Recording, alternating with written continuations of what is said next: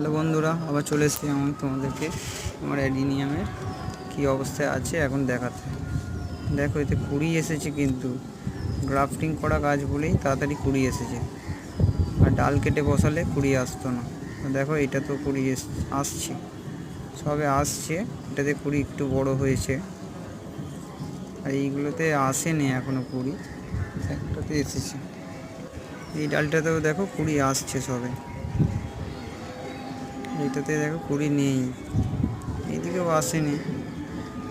কুড়ি আনতে গেলে এবার আবার খাবার দিতে হবে, খাবারের প্রয়োজন, যেহেতু গ্রাফটিং করা গাছ আছে। যত খাবার পাবো তত বড় হবে। কিন্তু গ্রাফটিং করা গাছে তোমরা কডেক্স পাবে না ভালো করে। যে চারা থেকে গাছে যতটা কডেক্স পাবে, এই দেখো, এটা আমার দুটো চারার গাছ, 1 বছরের পুরনো। কত বড় কডেক্স হয়েছে। এবং কডেক্স পেতে গেলে তোমাকে গাছের ডালটা প্রথমে কাটতেই হবে। গাছের ডাল যত কাটবে এবং যত পরিমাণে ডাল বেরোবে তত বড় কডেক্স হবে। এটাতে কম ডাল আছে তাই ছোট কডেক্স, এটাতে বেশি ডাল আছে বলে বেশি কডেক্স। কিন্তু দুটো গাছই একই বয়স, একই সময় বসানো আছে। দেখেছো কুড়ি কী সুন্দর এসেছে। হয়তো আগামী 1-2 দিনে ফুল ফুটে যাবে এই কুড়িগুলো থেকে। তারপরে আবার নেক্সট কুড়ি আসবে।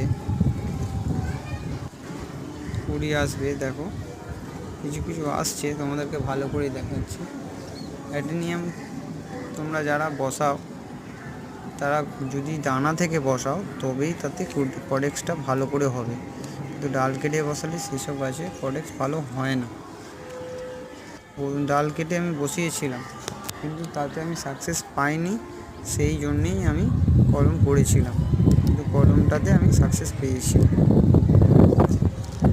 দেখেছো, এগুলো দেখে নাও তোমরা, কি সুন্দর আছে। দেখছো, দানার গাছ বলে এত বড় কডেক্স হয়েছে, আর এগুলোতে কত সুন্দর কডেক্স আছে।